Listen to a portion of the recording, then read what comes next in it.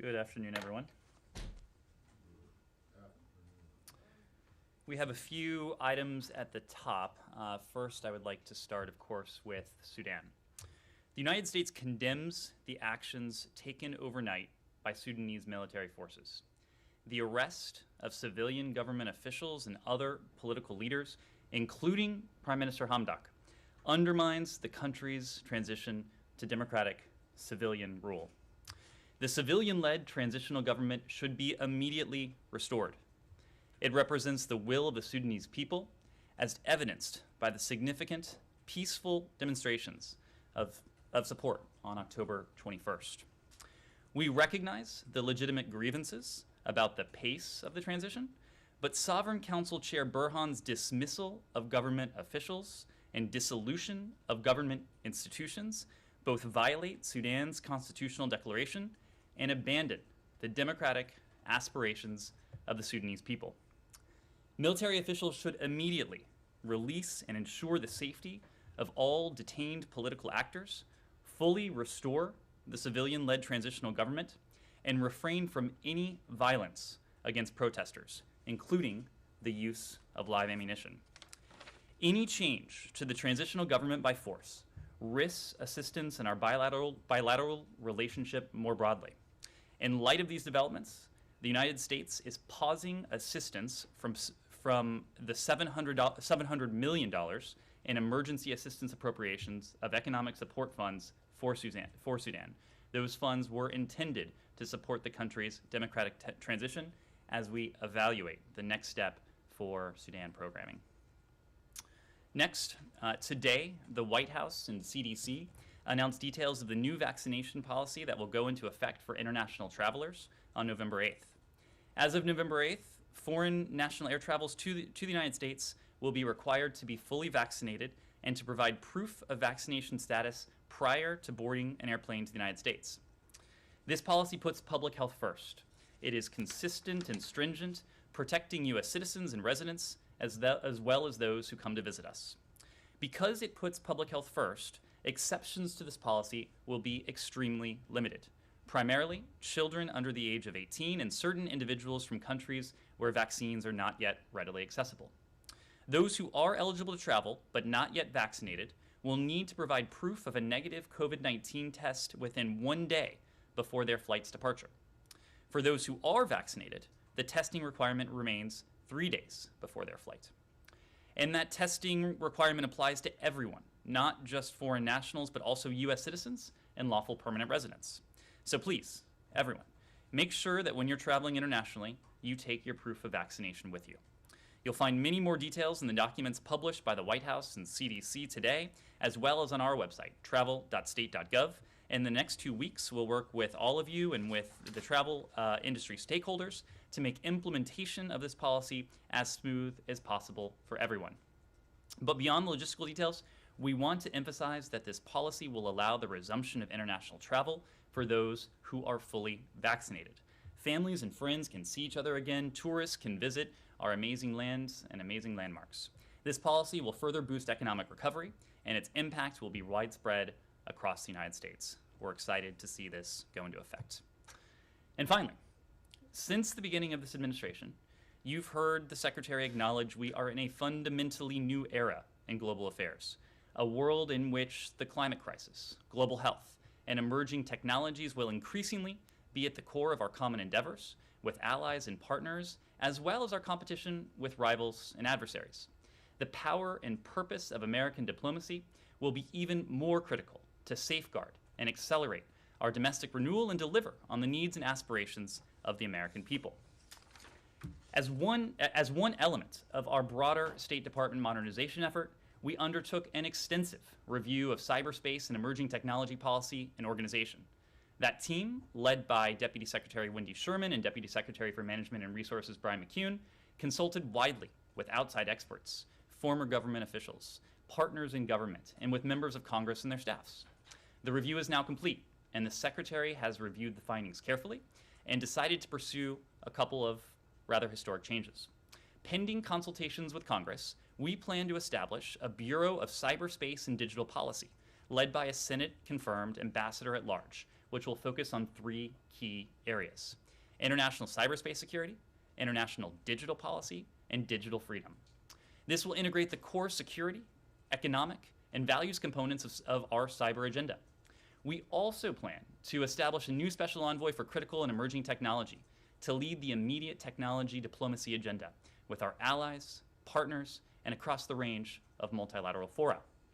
Secretary Blinken will deliver remarks on this and the broader modernization agenda at 11:30 a.m. on Wednesday, this coming Wednesday, October 27th, 2021, at the Department of State's Foreign Service Institute. I hope many of you will certainly tune in. So with that, I'm happy to turn to your questions. Thanks. Just on that last one, didn't the previous administration try to set up the same kind of thing, and you guys put the kibosh on it? So Matt, this is quite different. So what the previous administration set up, what they proposed, I should say, was to create a bureau that would be responsible for the national security aspects of cyberspace security and security-related aspects of emerging technology. The Cyberspace Security and Emerging Technology Bureau would have been placed under the Undersecretary for Arms Control and International Security. So this is a very different structure. This is a bureau that is focused on the issues that are most critical to cyber, to emerging technologies, but also with a cyber envoy attached separately. Well, okay, but it just seems like it's the same kind of additional layer of bureaucracy that you guys didn't want to when it was the last administration's idea, and now, I mean, what difference does it make which Undersecretary of State it reports to? It would still be led by its own Senate-confirmed Assistant Secretary, right? I just don't understand what. So suddenly you see value in this? Well, we've always seen value in prioritizing cyber and emerging technologies. The point we have made is that even with the creation of this new bureau, even with the creation of the new cyber envoy, these issues are going to be pervasive across the department, across the government. So it's not going to be solely confined to one bureau, to one special envoy, but we do see tremendous value in ensuring that we have a bureau that is focused on these issues squarely, on some of the most important elements of these issues. The Bureau of Cyberspace and Digital Policy that will include three subunits focused on international cyberspace security. That's cyber policy and negotiations, cyber deterrence, cyber operations and capacity building, international digital policy. And so that includes, for example, engagement with the ITU, standard-setting bodies, promotion of trusted telecom systems, digital technology tracks and multilateral agenda, and digital freedom.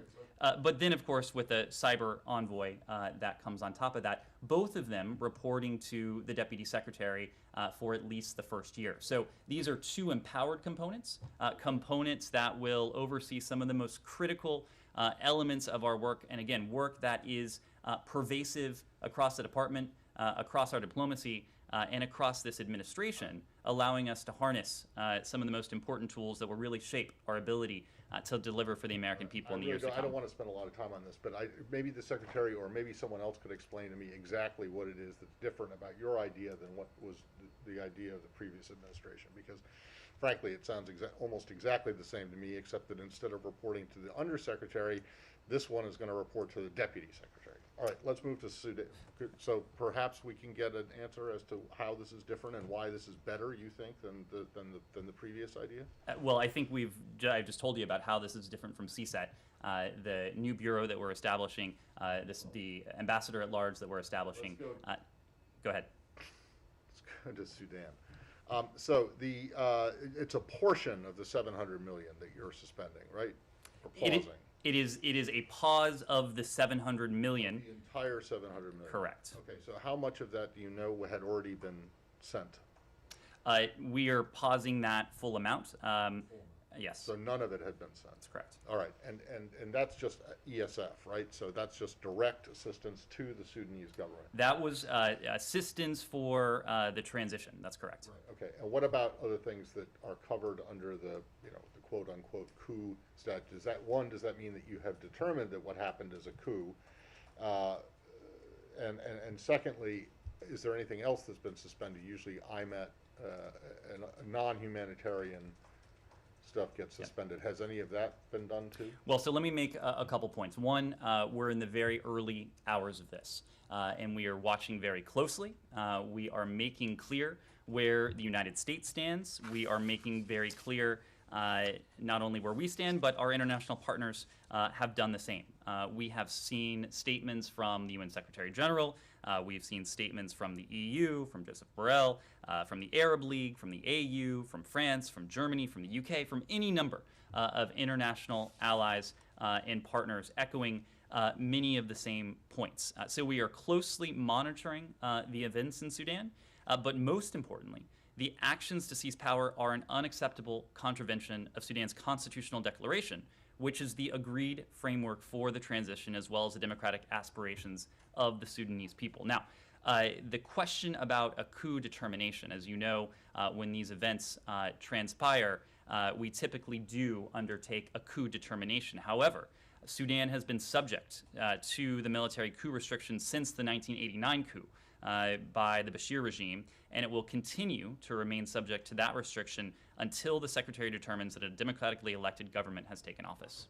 Okay. Does any of what you're considering, will any of what you're considering to do, unless of course things change, affect the state sponsor, the rescission of the state-sponsored declaration, or the compensation that the Sudanese had been paying or did pay or in the process of paying for the 98 embassy bombings? Is any of that affected or potentially affected? Potentially, of course. Our entire relationship with this entity in Sudan will be evaluated in light of what has transpired, unless Sudan is returned to the transitional path. That is what we are calling for. The civilian-led transitional government should be immediately restored because it represents the will of the Sudanese people. You don't have to take our word for that. You can look at the outpouring of support that the transitional government has received, including in recent days. The peaceful protests across the country, where hundreds of thousands, if not more, turned out to show their support for their transitional government. So we are very much standing with the people of Sudan. The people of Sudan have made clear their aspirations for the continuation of transition to democracy, and we will continue to support that, including, if needed, by holding accountable those responsible for these anti-democratic actions. All right, last one. Ambassador or Special Envoy Feltman was there just yesterday and met with both Hamdok and Burhan. Should we take it from the fact that this happened even after he was there, urging calming of the situation and reconciliation, that his advice, at least to Burhan, was not heeded, or was he given a heads up that they were going to go ahead and do this regardless of the message they were getting from the U.S.? To be clear, we were not given any heads up about this. Clearly, an action like this is something that the United States would and now does oppose and condemns in the strongest possible terms. As you know, Ambassador Feltman has regularly traveled to the region. He has consistently engaged with the Prime Minister, with other actors in the Sudanese political system. His recent trip there was in furtherance of that. Humayr. A couple of practical questions on Sudan. Does the United States have an idea on the whereabouts of Prime Minister Hamdok? We have not been in touch with the Prime Minister. We have not been in touch. Can you verify the casualty numbers that's been out there? We've seen the reports that of the use of live fire. As we said, violence on the part of the regime is something we condemn in the strongest terms. The regime must not resort to violence against peaceful protesters. The right of peaceful assembly is something that we defend, that we protect, that we promote the world over, whether that's Khartoum or anywhere else. So again, we have made very clear where we stand. There needs to be a return to the civilian-led transitional government. The military is responsible for the health and the safety of the Prime Minister and the others in their custody. The military must not resort to violence. Peaceful assembly, the right of peaceful assembly, must be protected. And again, a full restoration of the civilian-led government is what we are supporting. It's what the people of Sudan aspire to as well. A couple of more quick ones. Have you gotten in touch with the military, or is someone from the U.S. side in any way in communication with the military? So we have been in close touch with partners and allies, both in the region and well beyond. We are very closely coordinating our messaging, our approach, our actions vis-a-vis what we've seen transpire in Sudan over the past 16 hours or so with our partners, friends, and allies in the region and well beyond. And if it would be constructive for us to be in touch with actors, including elements of the military in Sudan, we would do that, but I'm not going to read out any of those overtures or diplomatic conversations. My final one on Sudan is a little bit of a follow-up of Matt's question. So there was a statement from Hamdok's office from a senior official basically saying the military carried out the takeover despite the positive movements towards an agreement after meetings with Jeffrey Feltman. So does the United States have an understanding of what went wrong there and what happened that derailed these positive movements? Again, we did not receive any sort of heads up from the military that they would be undertaking these anti-democratic actions. Okay, let me paraphrase then. Did the ambassador or did Jeffrey Feltman have an understanding or have a sense of things turning for the worst after his meetings? In recent days and for quite a while now, you have seen us engage with the civilian leadership, with the military leadership, in an effort to improve relations within the civilian leadership and between and among the civilian leadership and the military leadership. That has long been an objective of ours to try to solidify Sudan's transitional path to democracy. Obviously, this is an action that moves it in the wrong direction, in the opposite direction. It is not something that we were apprised of beforehand by anyone, and we would have made very clear of the profound implications that any such move would have, and now that such a move has had. Yeah, please. Are there specific consequences for the military should there be violence against protesters? Have you made that clear to them? And then secondly, you talk about coordinating with other countries, but are you worried that Egypt, which is a neighbor, is playing a different game there? Well, when it comes to what we have made clear, we have made very clear, including in the topper I read just a moment ago, that military officials should immediately release all detained political actors. They should fully restore the civilian-led transitional government. They should refrain from any violence against protesters, including the use of live ammunition. We will, and we already have, including with the pause and the $700 million of assistance, hold accountable those who are responsible, including those who may be responsible for violence against peaceful protesters. We're not going to preview policy actions that we might take. Again, it's very early hours. We are watching very closely to see how the military responds, to do everything we can to see to it that the military respects the right of peaceful assembly, and ultimately to see to it that the military respects the aspirations of the Sudanese people to restore the country's path to democracy. So again, we have made very clear where we stand. Our allies, including the UN, including several of our European allies, including the Arab League, the AU, and others, have made very clear where they stand. And we stand together on this. And together we've sent a very clear message to the military about what they should and what they should not do. Kylie. Just to be clear, on the 700 million in economic assistance that's paused, in order to get that pause lifted, does the country need to restore a civilian-led government, or is there parts that could be lifted if they take certain actions? What does that look like? Well, again, I'm not going to negotiate with the military from the podium. We have made very clear what should happen, what needs to happen. Our allies and partners have made very clear what should happen and what needs to happen.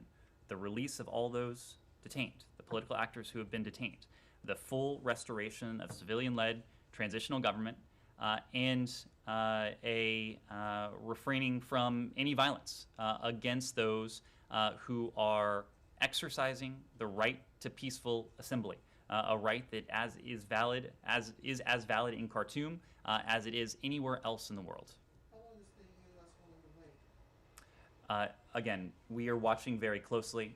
It is very early hours, but again, the United States will not hesitate to hold accountable those who are engaged in violence, those who are responsible, who may be responsible for derailing Sudan's path to democracy. But Are sanctions on the table? I would say Could they come back as quickly as they were all lifted? measures to hold accountable, if appropriate, those responsible for what we've seen and for anything that we may see that is an affront to the rights, to the aspirations of the Sudanese people. We will consider all appropriate measures to respond to that. Well, wouldn't it be considered appropriate to reimpose some of these sanctions right away, given that they are violating the spirit of the Juba Accords? Rosalind, it is very early hours. This happened overnight. We are evaluating the situation on the ground. We are watching very closely. We are communicating and coordinating very closely with our allies and with our partners around the world. So I don't want to get ahead of where we are. But suffice to say that we are willing to resort to any and all appropriate measures to hold accountable those who may be attempting to derail the will, the aspirations of the Sudanese people, and those who may be responsible for violence that we may yet see. Why is the embassy cautioning Americans to not try to leave the country, to not go to the airports? So, as we always do in situations where security is tenuous, the embassy has been in regular touch with the American citizen community in Sudan. Of course, the protection of U.S. citizens overseas is among the highest priorities of this department, and that is why the embassy in Khartoum has issued multiple security alerts today advising U.S. citizens to shelter in place and to remain aware of their surroundings. We will continue to be in touch with American citizens in Sudan as the situation continues to unfold. Connor. And then the last one for me, in terms of humanitarian aid, is it possible for USAID to continue its aid mission right now, given how precarious the security situation is? We have been very clear in different contexts, including in recent days alone, that bilateral assistance, bilateral support is very different from humanitarian assistance. But the logistics of actually getting things in, of having people who work for USAID or for affiliated NGOs, it may be very dangerous for them to be trying to help people right now in a place where you have near famine conditions. The Department of State, the U.S. Agency for International Development, we are accustomed to working with our implementing partners on the ground around the world, in some cases operating at some degree of risk to provide needed humanitarian assistance to those who are most in need of it. So we will continue to do that. That will not change. Our humanitarian commitment to the people of Sudan will not change. Connor. When you call for restoring the transitional government, General Burhan was a part of that government. Do you have faith in his ability to be a part of that government still, if it is restored? Well, again, I don't want to get ahead of where we are. I wouldn't want to offer an opinion of a makeup of an entity that currently doesn't exist in that current form. When you call for it to come back, then what would it Well, include? the transitional government had both civilian and military elements.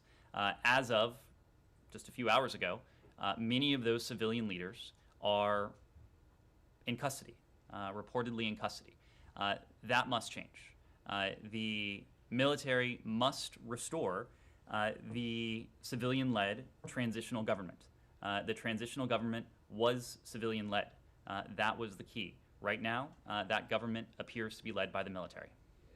Is Special Envoy Feltman still in the region? He's still in the region. Was he on the ground when this unfolded? He had already left by the time this transpired. He is in the region. He has been coordinating with our allies and partners this morning. The secretary was briefed first thing this morning on the overnight developments. Ambassador Feltzman, Assistant Secretary Fee, and others gave him a comprehensive update of what had transpired overnight, what we knew, what we were doing, and what we would be doing going forward. Yes. Sure. Sorry, on the coup determination. So because there already was one in 1989, you don't have to make a determination about this one? That's right, because we were already operating under the coup restrictions that were in place from the previous regime, the Bashir regime, coming to power in 1989. Those coup... Make one about whether or not, what has unfolded is a coup?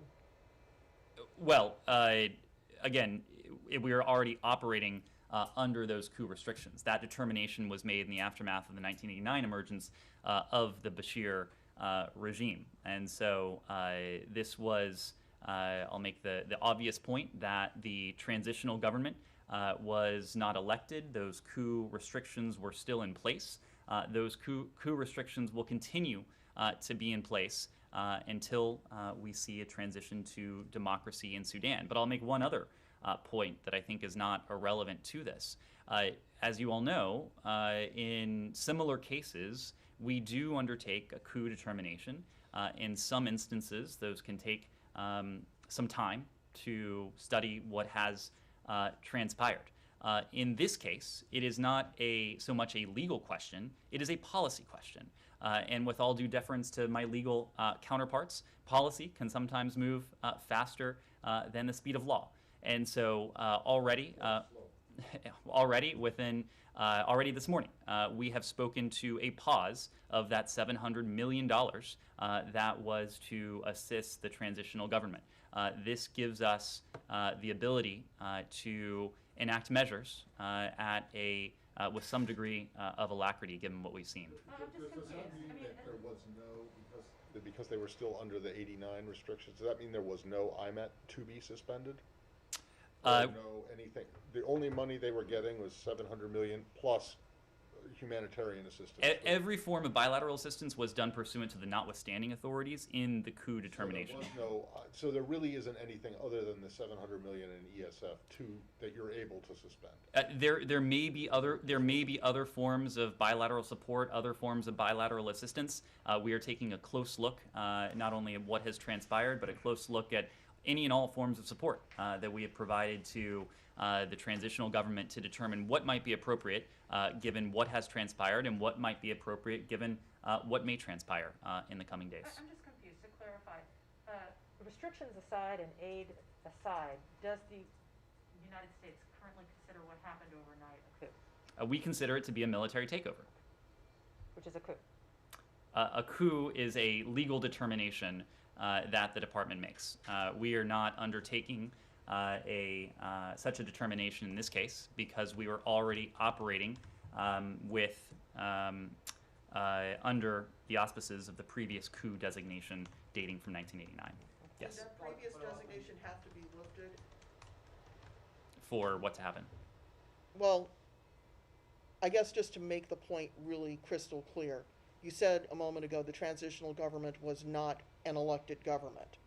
So does that mean that in order for the 1989 designation to be no longer relevant, that there would have had to have been a free and fairly elected government in place in order for what happened today to now be considered a coup?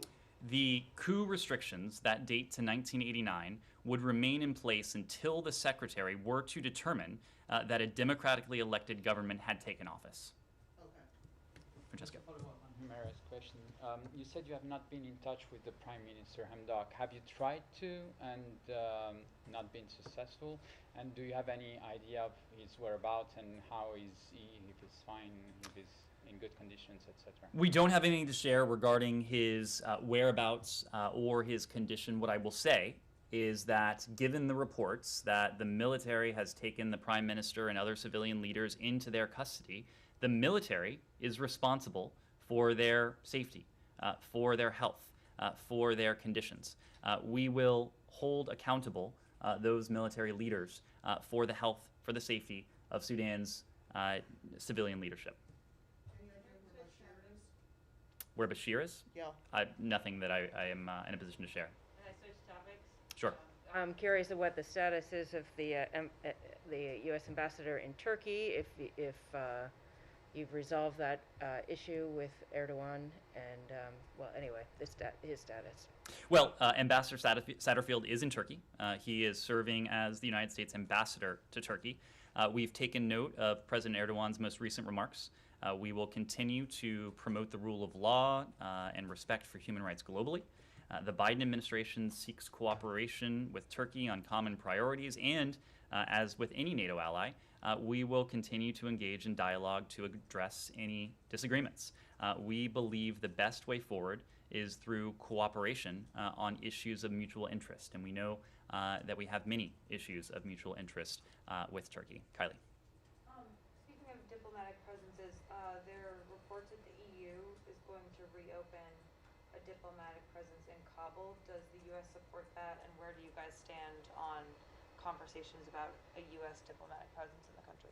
Well, I don't have any reaction on the EU's plans. What I can say is that we coordinate closely with our European allies on a bilateral basis and with the EU as a bloc when it comes to our approach to Afghanistan. And that approach to Afghanistan is essentially one and the same.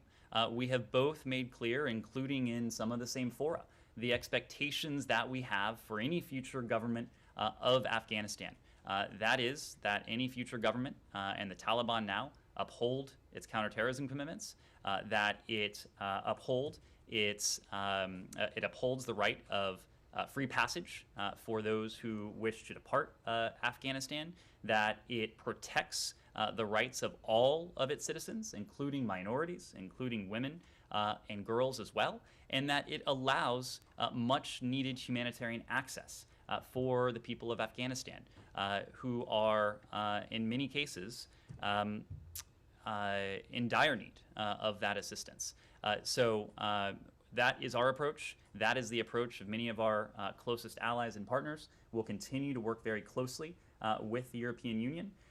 You know that just the other week there was a senior level delegation that traveled from Washington to meet with Taliban leaders in Doha, Taliban leaders who had traveled in from Kabul. And the agenda was really predicated on those expectations. Those expectations were addressed in some detail. The following day, there was a meeting between the United States and with many of our closest European allies with the Taliban. And the Taliban, in the context of that session, the US-EU meeting with the Taliban in Doha, heard the same message from the United States and the EU.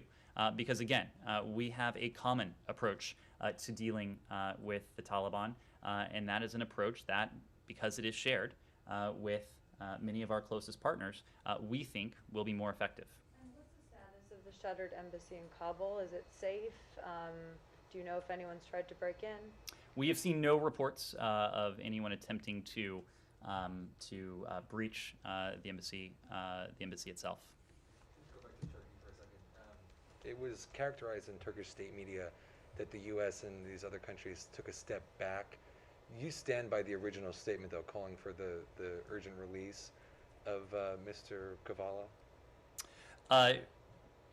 What we issued was a statement to underscore that the statement that we put out on October 18th was consistent with Article 41 of the Vienna Convention. we are steadfast in our commitment to promoting the rule of law, to promoting respect for human rights globally.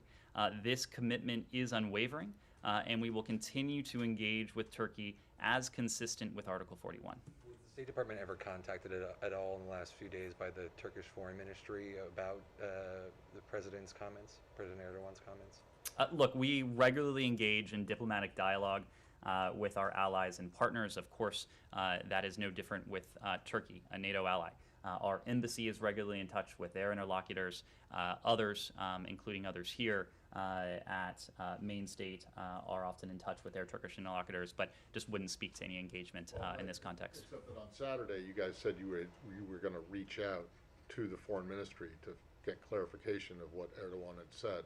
Did you ever get any clarification from the foreign ministry, or are you taking the president's most recent comments as that clarification? And what do you understand that clarification to be? The president's most recent comments were clarifying. And Ambassador Satterfield is in Turkey, where he is our ambassador in Turkey. What do you understand that clarification to mean? That they're not going to be declared PNG? Look, I am not going to speak to the intent I'm not asking you to speak to the of President intent. Erdogan. I'm asking you to speak to the U.S. To your understanding of what the situation is right now at this moment, not on Saturday, not yesterday. The bottom line, speaking for our equities and our entities, is that Ambassador Satterfield is in Turkey, where he is serving as the U.S. ambassador to Turkey. Something on that. So is it fair to say that you guys don't agree with Turkish President Erdogan's characterization that this is a step back? What we issued was was to underscore that the statement that we issued with 9 other embassies on October 18th, that very simply, it was consistent with Article 41 of the Vienna Convention. The principles that we have put forward in the context of Turkey and also around the world, those are principles that we are committed to.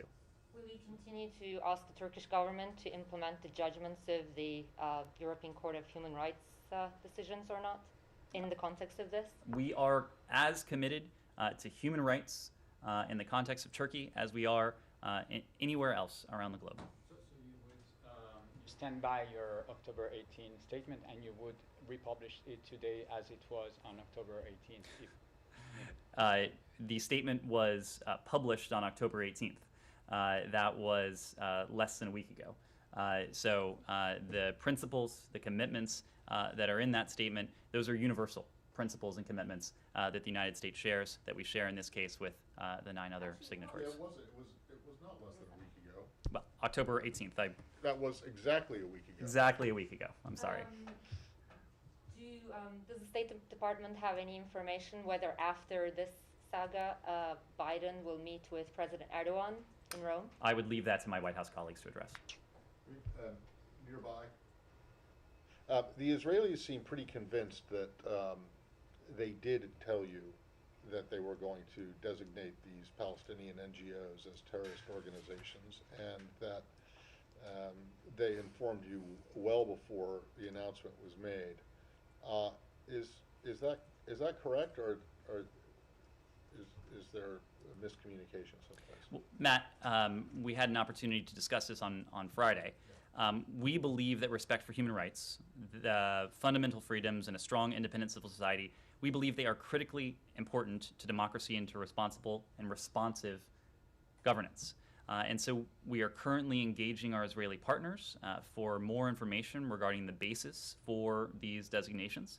At this time, we would refer you to the government of Israel for an explanation of their rationale for making these designations. Okay, but that's not my question. I'm not asking you for an explanation of why Israel did it. I'm asking you if you were or not actually told about these designations before they were made. Matt, as a matter of course, we just don't get into... Yeah, but on Friday you said that you hadn't been told, that you were not informed. So the Israelis dispute that and said on Saturday in a public statement that they had told you. And now they're sending a delegation here to further, according to them, to further explain and inform to you. And So was it? we so look we're- forward. We look forward to hearing more details from this delegation. I okay, know that. but the- uh, Go ahead. I know that we will be receiving that delegation and hearing what they have to say. But it is to the best of our knowledge, accurate that we did not receive a specific heads up about any forthcoming designations. Okay, well, what does that mean? I mean, you personally did not get one, or this building did not get one? Because they insist that they told you, and it was during, you know, when We the look form forward to engaging with the delegation to hear more about it. So China and Russia held their first joint naval exercise in Sunday, so they just circled around Japan. Do you have any comment on that? I don't. You don't? Why? So can I ask, so how does the State Department assess their, like, objectives? Look, I'm going to leave it to you to ask both Beijing and Moscow about the objectives of any cooperation between them.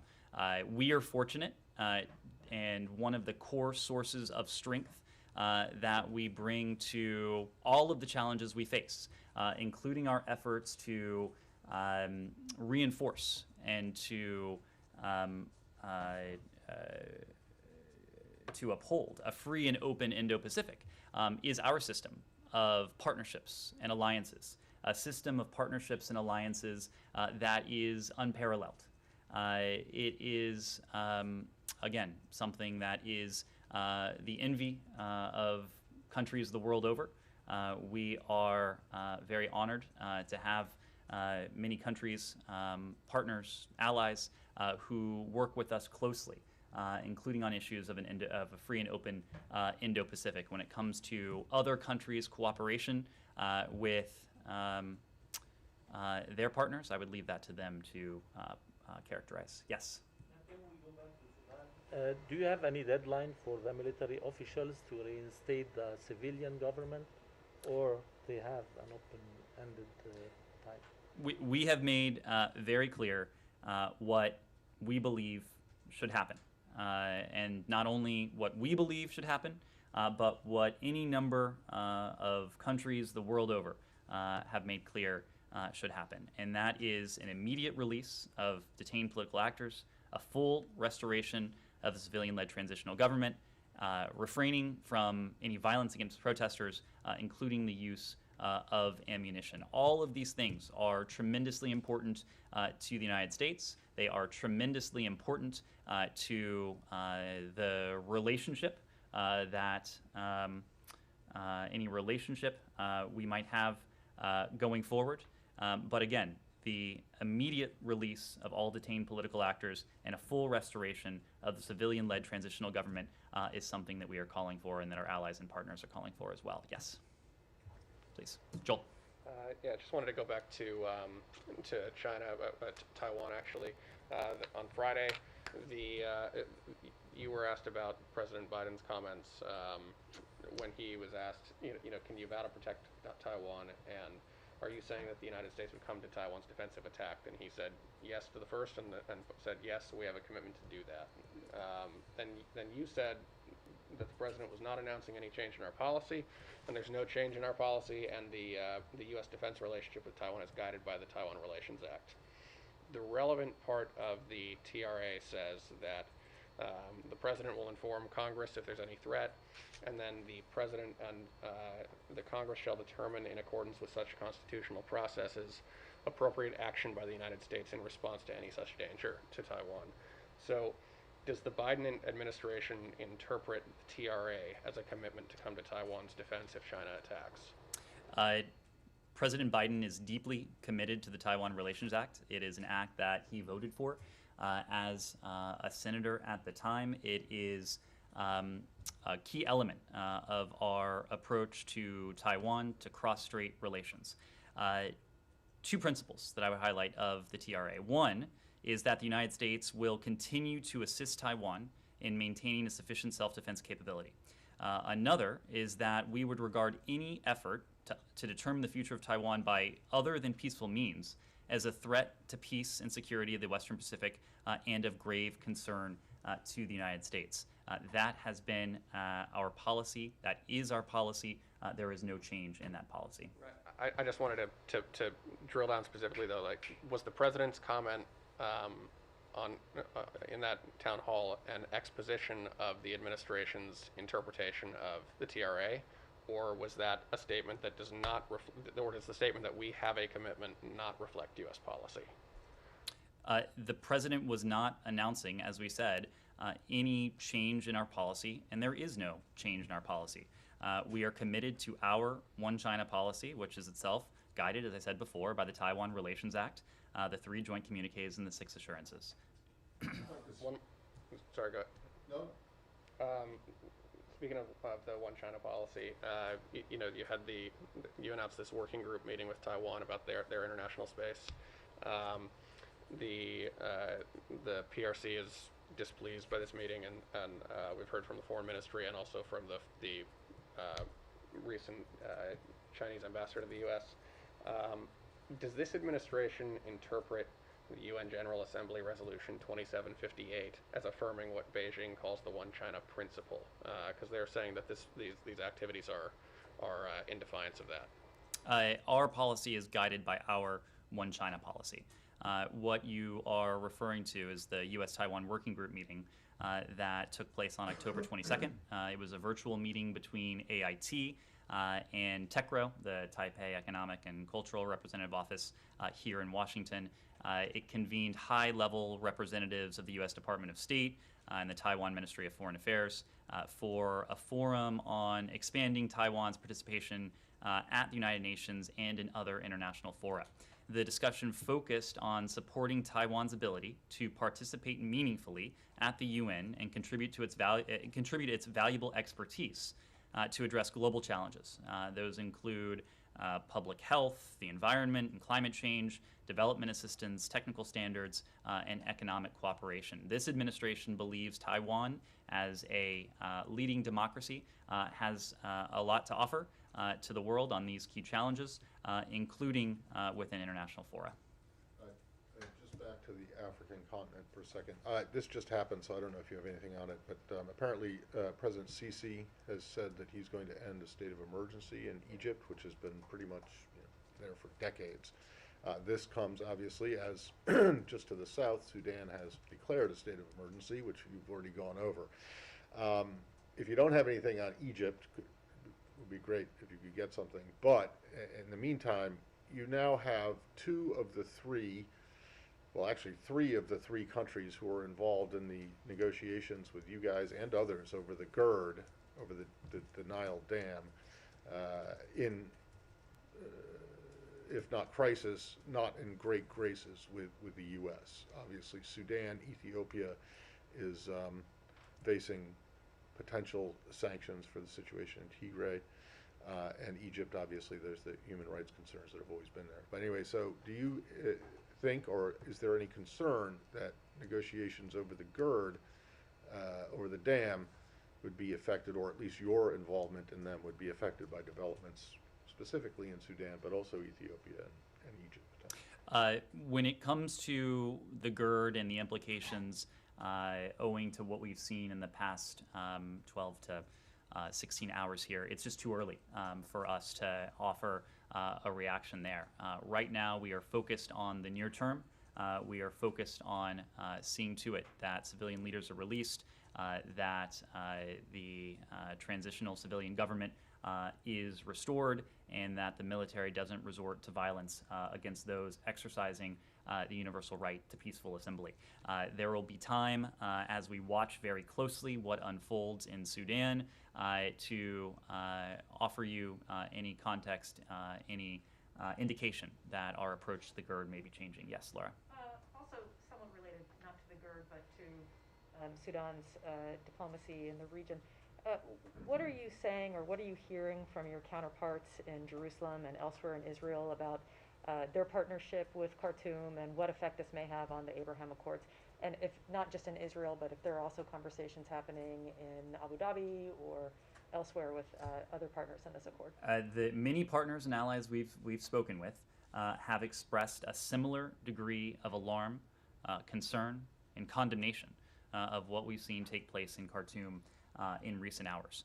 Similar to the approach to the GERD, I think the normalization effort between Israel and Sudan is something that will have to be evaluated as we and as, of course, Israel watches very closely what happens in the coming hours and the coming days. I wouldn't want to weigh into that just yet. Okay, seeing no other, yes, I see one more hand. Just one thing on Iran. Iran will hold a second meeting this month with the European Union's MORA. I remember you saying previously that U.S. doesn't see these meetings as particularly necessary, and this morning we've heard Rob Malley basically saying the efforts are now in this critical phase. So in light of that, do you think these meetings are in a very, accidentally helping Iran further stall the process? And if that's the case, how, in your opinion, in any way, they can help wider process for Vienna? Well, the EU is the JCPOA coordinator, and we are very supportive of the EU's engagement with Iran in that capacity. That said, as I made the point the other day, the ultimate destination needs to be Vienna. The ultimate destination cannot be any other European capital or European city. What we believe, what our European allies believe, what our other P5+1 partners, in this case Russia and the PRC, believe, is that the JCPOA, a mutual return to it, continues to be the best and the most effective means to ensure that, once again, Iran is subject to permanent and verifiable limits on its nuclear program and can never acquire a nuclear weapon. Look, if Iran's goal, as they say, is a return to the JCPOA, they need to engage, and they need to engage in the Vienna format. No other participant can provide answers on the questions Iran reportedly wants to raise, such as guarantees and sanctions and issues pertaining to the lifting of sanctions. Those are issues that need to be worked out in Vienna with the United States, at least in the indirect format that we had during the first 6 rounds of negotiations. Yes. Yes. I do have a question about the Afghanistan announcement that you made on refugees today. Can you just explain what this new program is, why the need to get more volunteer groups involved in this effort? Well, the fact of the matter is that we have seen a tremendous outpouring of public support from Americans across this country. And so what we announced today is a collaboration with the Community Sponsorship Hub, which is itself a sponsored project of Rockefeller Philanthropy. And together we've launched the Sponsor Circle program for Afghans. And what the Sponsor Circle program will do is to enable individuals to get directly involved in welcoming and integrating some of our newest neighbors. In addition to involving Americans in this, the Sponsor Circle program expands the country's capacity to resettle arriving Afghans, complementing the work of the nonprofit resettlement agency partners that PRM and the department and our partners work very closely with. This is just another reflection of the tremendous sense of goodwill and generosity of spirit that we have seen from across this country as we have welcomed these Afghan newcomers. And so this program, with its launch, it will allow individuals to form what are called sponsor circles to provide initial resettlement support and services to Afghans as they build their new lives and join communities across the country.